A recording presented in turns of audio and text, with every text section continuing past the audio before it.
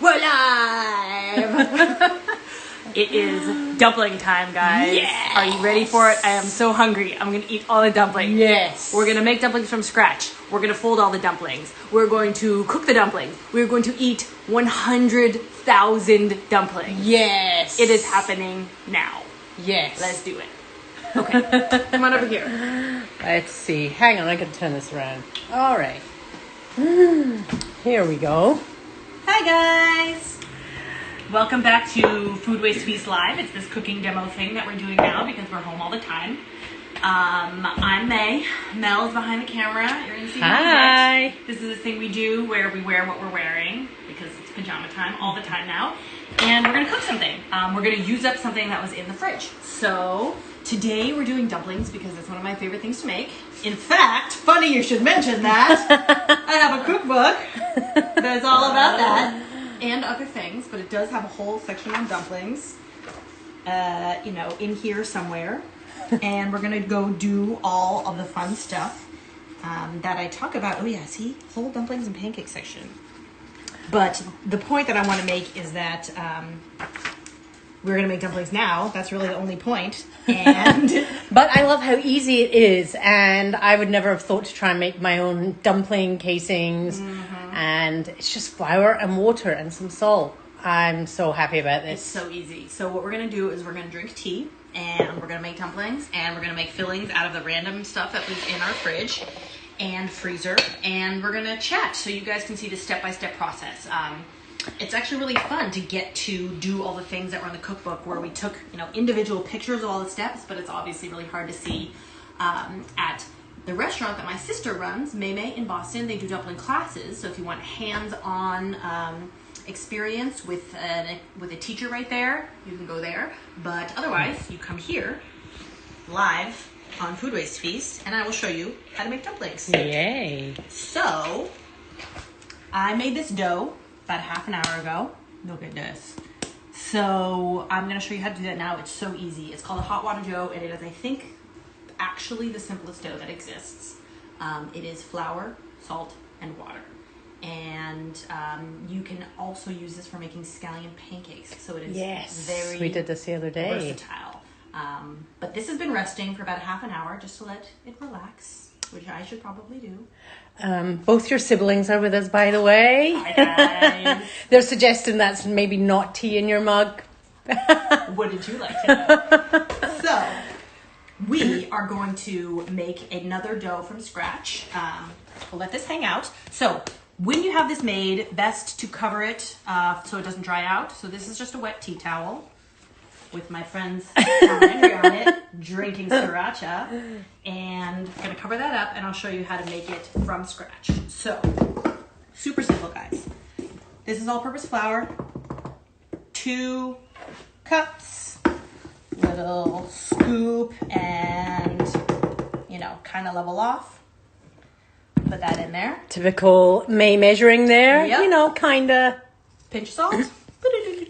And then what I say is 3/4 to a cup of just not boiling water. So what I do is if you have a kettle, set it to just a bit under boiling. If you are boiling water, let it boil, then let it cool off for a little bit. And you want it hot, but you don't want it too hot.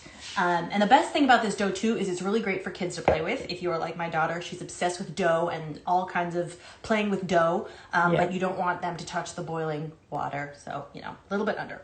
So what I do is I pour a cup's worth and then assume that I'm only going to need about 3/4, but it's good to have the option.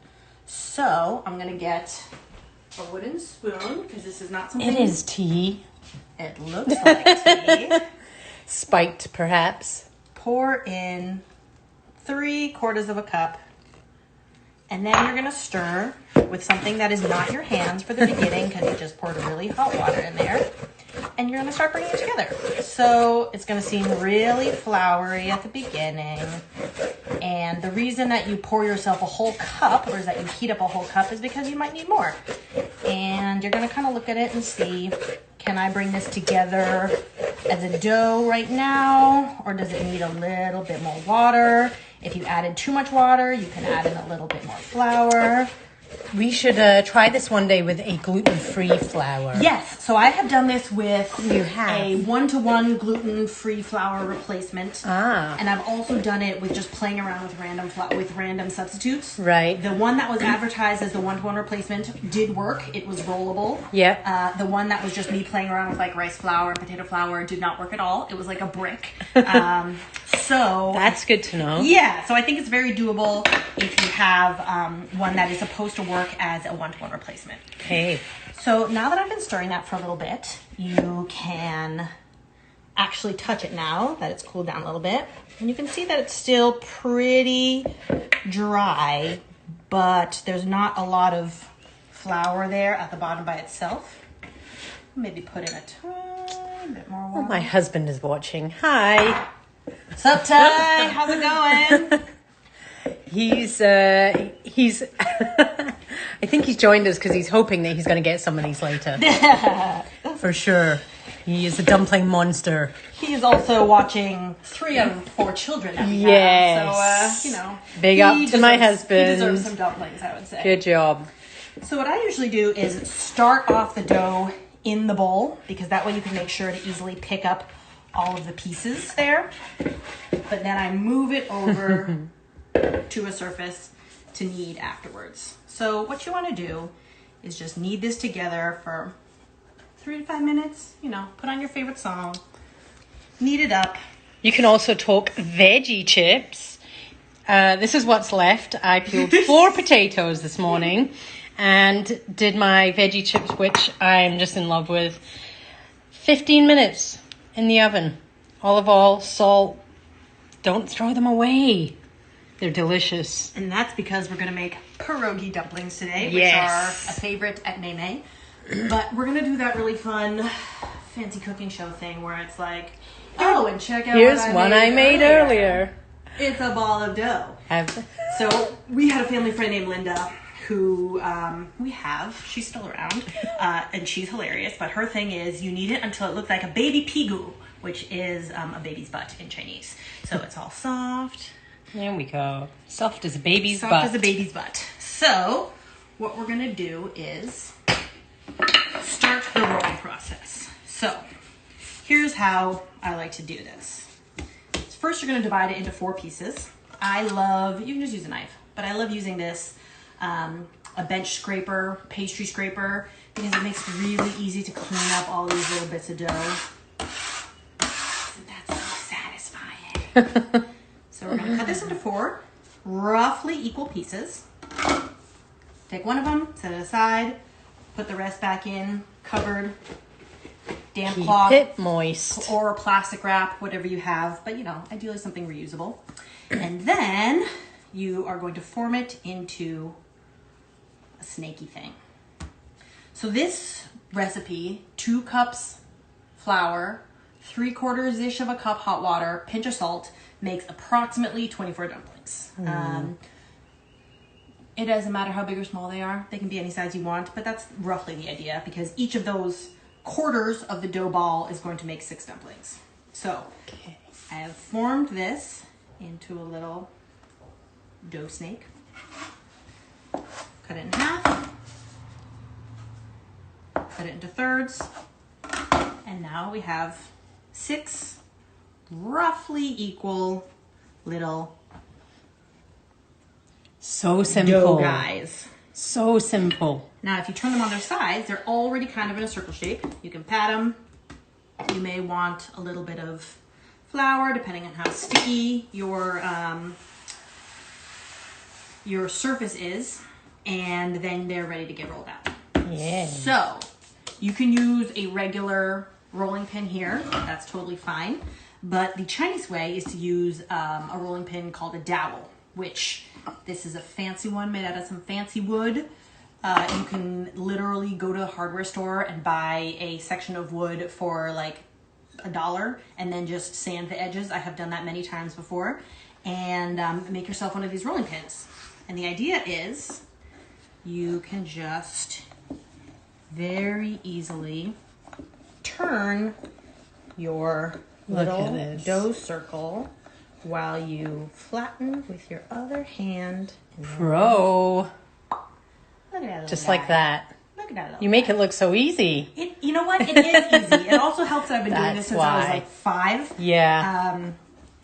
And it is, and also, you know, we used to run a restaurant where we did this all the time. And also, I should mention, our restaurant started off making these from scratch, and then we realized that this is actually quite a lot of work. And you know what's not as much work, but also really delicious? You guys should all know about this. Pre-made dumpling wrappers. Yep, I confess that is what I use at home. However, during quarantine times, this is definitely... Dumplings is one of the foods that drives me to eat out. You know, when you're like, oh, what do I feel like eating that I can't eat at home or can't be bothered to make at home? Dumplings. Yes, let's go to the restaurant and eat dumplings. So now you know how easy they are. I don't have to. I mean, you know, when they open back up, I will. Yeah, for sure. But I can get my dumpling fix For sure. at home. Also, we, over Lunar New Year, like 2 months ago, or like 100 years ago is what it feels like, I took dumpling wrappers to my daughter's preschool and made dumplings with all of the 3, 4, and 5-year-olds. Wow. Yeah. And then we had a New Year's party where a whole bunch of friends, mostly my husband's coworkers, came over and we made dumplings. And a lot of them were like, oh, this seems really hard. And I shamed them by saying, I literally did this yesterday with 3-year-olds. And then they went very quiet and they concentrated really hard And you know on what? getting it right. They made great dumplings. They did. And they made the nice fancy ones with lots of folds, which we will teach you. And the 3-year-olds might have just gone like this. Boop. Yeah, and you know what? It all tastes the same. Exactly. They will all be delicious. And you know what? I just made a hole in this one. That's cool. Just pinch it back together. You know, you want them to be, what is that? 3 inches, 4 inches, whatever. It's pretty relaxed. And by the way, this is our favorite brand also. They sell them at tons of different Asian supermarkets, Twin Marquee. Yep. And you can freeze them. This has been in my freezer. And then you can have them around for all of the dumpling making that you want to do. There's also tons of other brands. Lots of supermarkets these days have them because they're often in the produce section. So actually in like the refrigerated salad dressings area where you find tofu, you might find those there. Yep. So if you guys have questions, let me know. And now we're going to talk about fillings. Yes. Which is where the food waste part comes into play. Which, you know, one of our favorite topics. Really the whole reason that we exist. Right. I love how versatile they are. So let's have some more tea. What do we have here?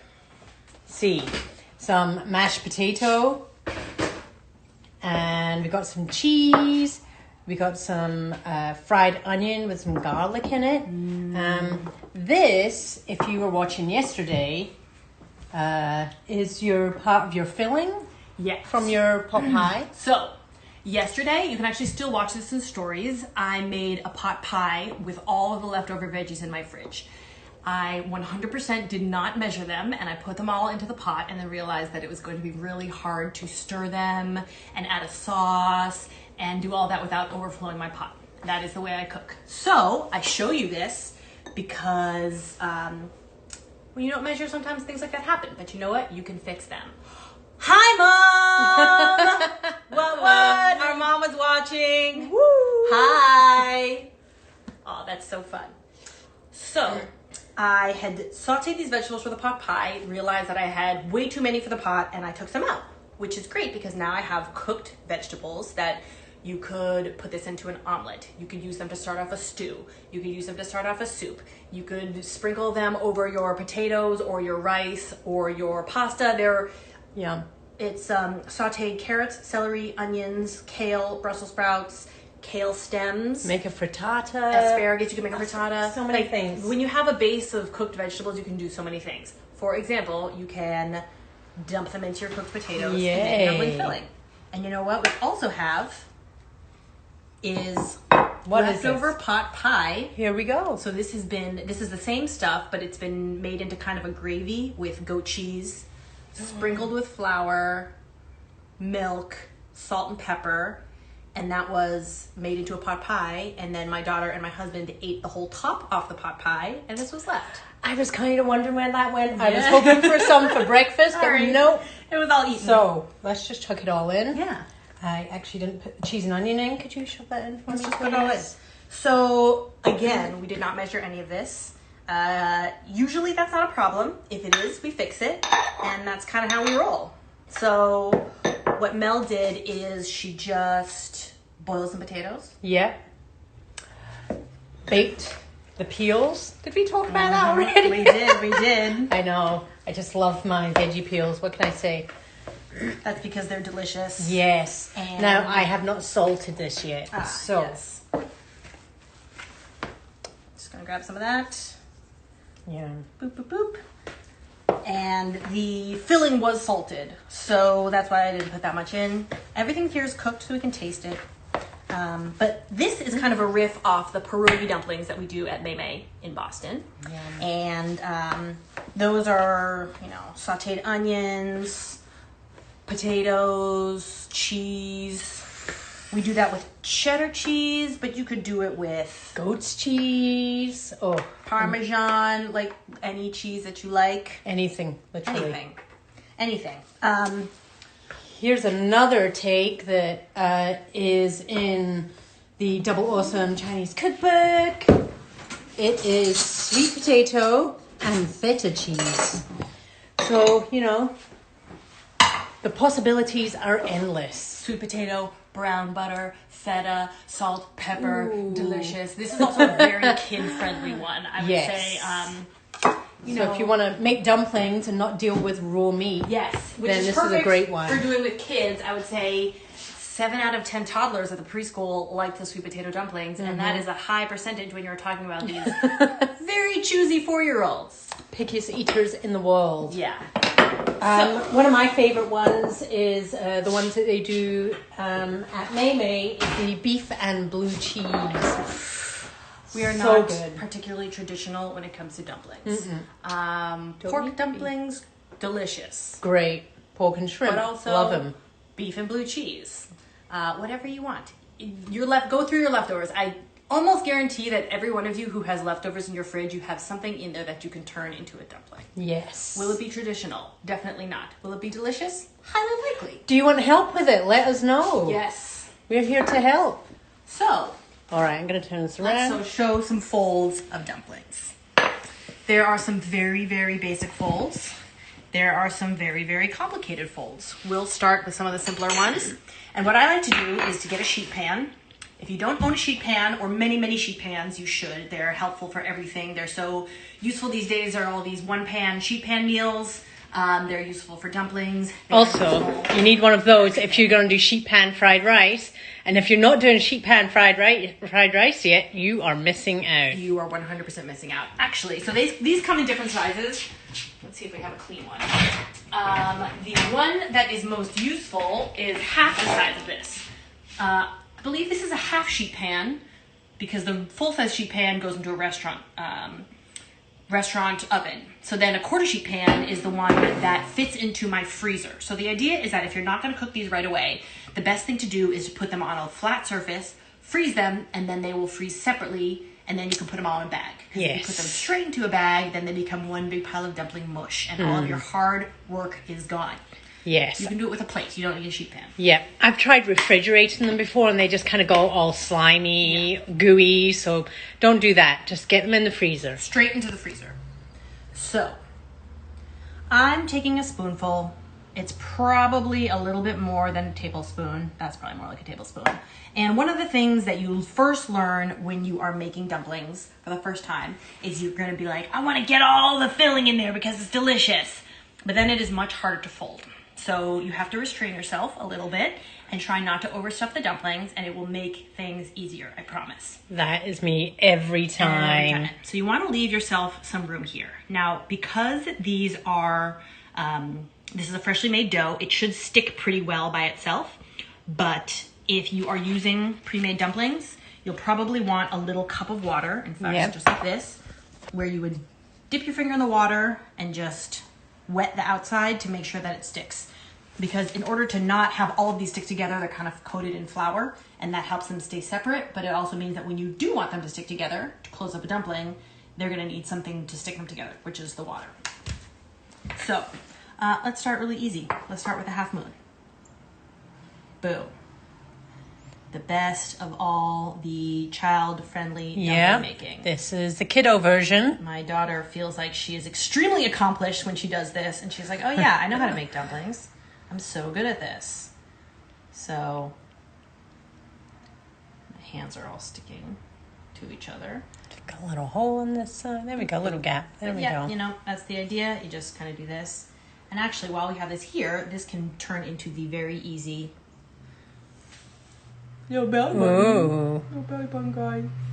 So actually, these are having trouble sticking together because my hands are covered in flour. So I just got a little water there. Look at that. Look at that. Just like that. So simple. Now, the most classic dumpling fold, which is also my favorite and the one that we used to do when we were kids, is this crescent-shaped pleat dumpling, which I'm just going to go ahead and show you guys. So actually, Mel, will you come over here and look over my shoulder? Because if you have it at this over your angle, shoulder. Sorry. if you have it at this angle, Right. then it's like these are your hands. Okay. So this is the way that I do it. There are many, I'll show a couple different ways, but you start with your dumpling wrapper and you got your little dollop of dumpling filling, about a tablespoon. And I start with the hard taco shape. Fold it in half, you got this hard taco. Then you pinch, and then you make a pleat. So you're looking for a little fold. See that little guy? It's just a little like outstretched thing, and you fold over and you pinch it. So you can do this like this. You can just make one like this and then fold it over. There's a lot of ways that you can make this guy. You can do it on the outside. You can do it, see, like that. You're just using your left hand to fold it over, and then you pinch it with the right hand. And then that makes a little Nice. folded dumpling.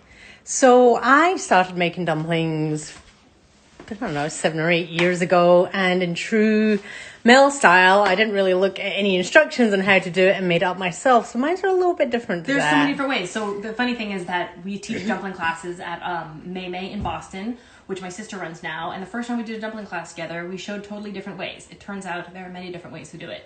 If you actually come over, I will show you how to do it. Another way, which is quite simple, is just to pinch in the middle first. Like that. See? Yeah. Oops, there's a little hole. You just cover that up. And then you can make pleats going to each side. So you could just do one going this way, and then one going the other way. And there you go. See how easy that was? Then you got a nice little dumpling like this. Voila. As my Yeah. 3-year-old would say. Voila! Voila. Voila. It's his new word. So, would you like to make any? Sure. We will let Mel make some dumplings. And see, my brother. Hi, Andrew Lee. Andy talking smack about only May gets to talk kind of like real life, right? I'm just talking all the time. Hi, Steph. So many friends here. Hi, This Justin. Is apparently my own made up way of doing Hi, it. Joan. Yeah, Andy. Shh, your sister is talking. So this is Mel's All right. way of doing it. My first one, so I'm probably going to overfill it. Let's try not to do that. I'm one of those people that every time I eat tacos, I absolutely overfill it every single time. So here's my version, is I just make the half moon. And then I pleats it. Look I at know. that. I totally realize that this isn't even a thing. No, that's the thing, is they're all things. So Then- look at that, how nice that looks. I mean, So every time It we do works. dumpling classes at Mei, we realize that everybody has made up 100 different folds that Right. that we've never seen before. So Yes. that looks really nice. that's mine. Basically, all you need to do is close it up. You can close it up in tons Yes. of different ways. Any way you want. There are roses. There are tricorn hats. There are, little square thingamajiggies. There's so many ways to make them. And that's another thing that we try to show you, along with generally being pretty relaxed about just about everything that happens in the kitchen, Yes. is your dumplings do not need to look perfect. They will taste good no matter what. I mean, yeah, make a good filling. Taste it first, which we haven't done, but I'm pretty sure this is going to be delicious. So, Yes. you do you. We're all about that. Right. And those then are really nice. the versatility doesn't end there. Then we get to the dipping sauces. Oh, yeah. So you talk about a dipping sauce. I'm going to turn on a burner. Okie dokie. Actually, Here we go. It's ready, and then we'll show everyone how to cook too. So here's some of our favorite things to use. Let's see. We've got here habanero hot sauce. We've got fermented chili paste, sesame oil, vinegar, Chinese vinegar, rice vinegar, sriracha, soy, and chili oil. My go-to is to mix these two together. That's pretty much what we do in our house all the time. Our go-to as a classic dipping sauce is a lot of black vinegar. So there's a special kind of black vinegar. It's called doenjang vinegar or Qingqiang vinegar. It's black. That's why it's called black vinegar. Just call it like it is. You can mix that with soy sauce. Our mom, hi mom, if you're watching, she doesn't eat a lot of salt, so she mixes a sugar, water, black vinegar mixture, so you can remove the sodium from your dipping sauce if you like. I like to smash a garlic clove and put that in. That way you don't get all these little bits of raw garlic in your mouth, but you get the garlic flavor. Nice. Another favorite is mayonnaise. Ooh. Now that I live in the South, I always have Duke's mayonnaise. I also like to make my own aioli. So an aioli, the recipe for this is in our cookbook. It is so delicious. It's like a soy sauce mayonnaise. And, I don't think mayonnaise looks appealing generally, but this is very delicious, I promise you. If you mix chili sauce into mayonnaise or sriracha and mayo, sriracha mayo is another one of my favorite. 30-second dip. Sriracha, mayo. You probably have both these things already. Ooh, one of the ones you taught me, which I'd never thought to do before, which was not for dumplings, but green salsa and mayonnaise. Yeah. Love it. It's one of my regulars now. All right. We are going to now teach you a pan searing, steaming technique, which is very simple to do.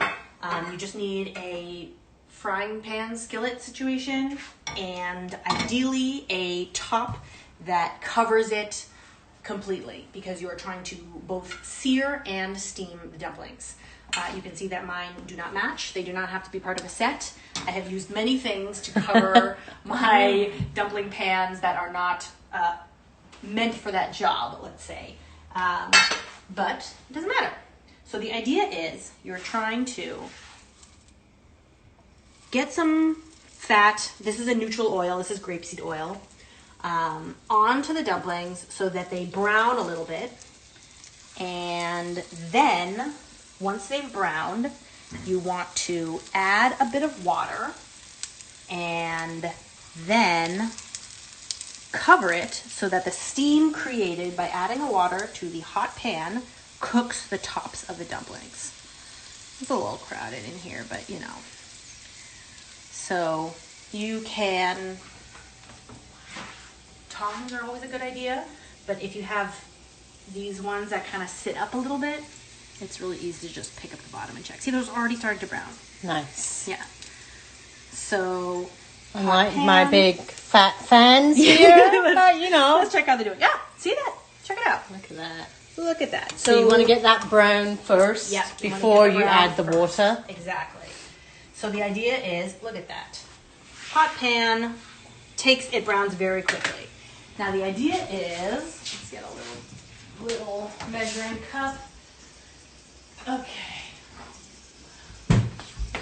My 1-year-old just discovered the measuring cups cabinet and he likes to throw stuff all over the place. So, this is a 1/4 cup of water. I don't usually measure it, but this happens to be a 1/4 cup. It's helpful to just keep this in between your face and the hot pan.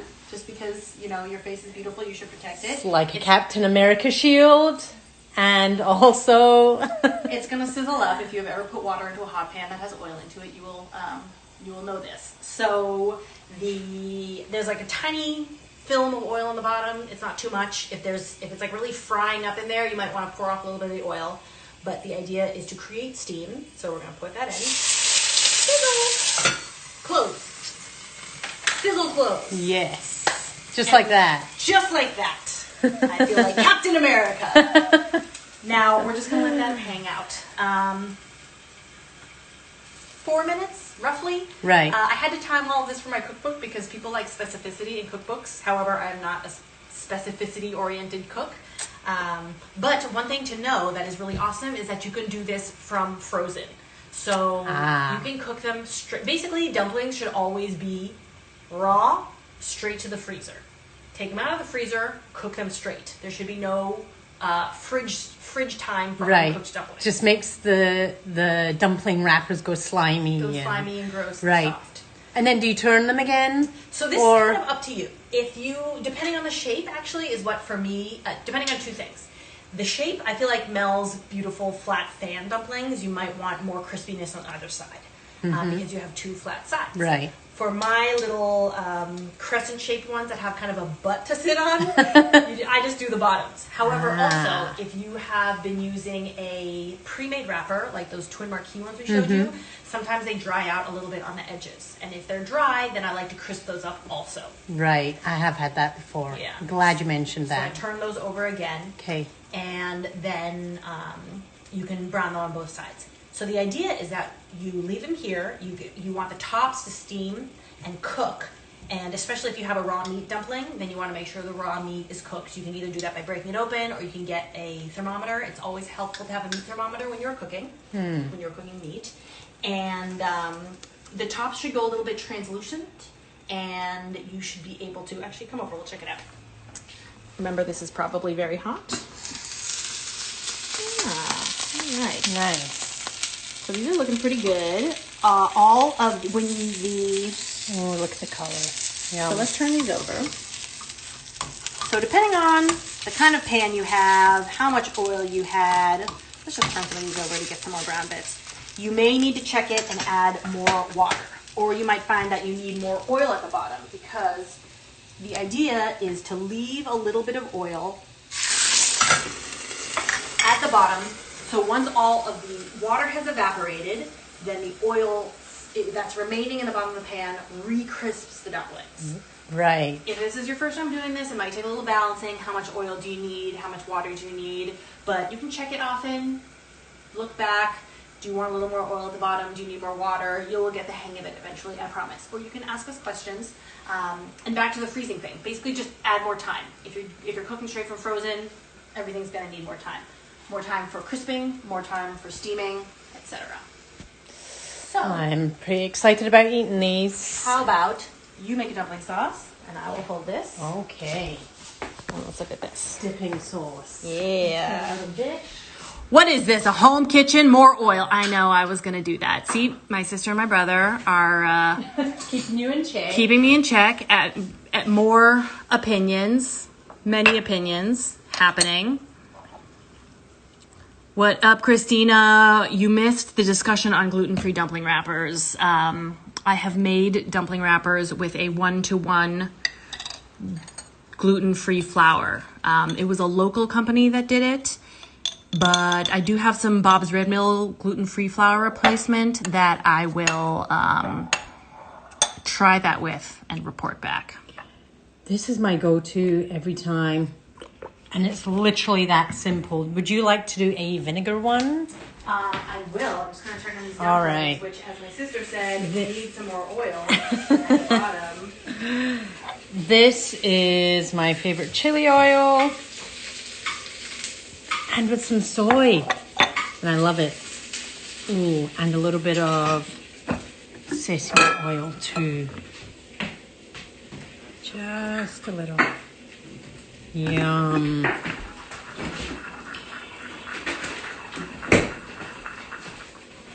This one is ready for me. What are you going to put in yours, May? I am getting some fresh garlic, so I can do a garlic smash. Very simple. Do this with a knife. If you do that, be careful. But otherwise, I'm using my bench scraper and just boom. Boom. Yum. So tasty. Releasing all those juices. Without getting bits of raw garlic in your mouth. And then I just go Soy. soy sauce. Let's use up this black vinegar. Taste. Chopped scallions would be good here too. Yep. Sliced ginger. Yep. Let's also make Some sliced fresh chilies if you're daring enough. all of the things You can are handle possible it. here. All right. Do you think you can make a sriracha mayonnaise? Yes. Well, check out Absolutely. these dumplings. Now, let me just get a spoon.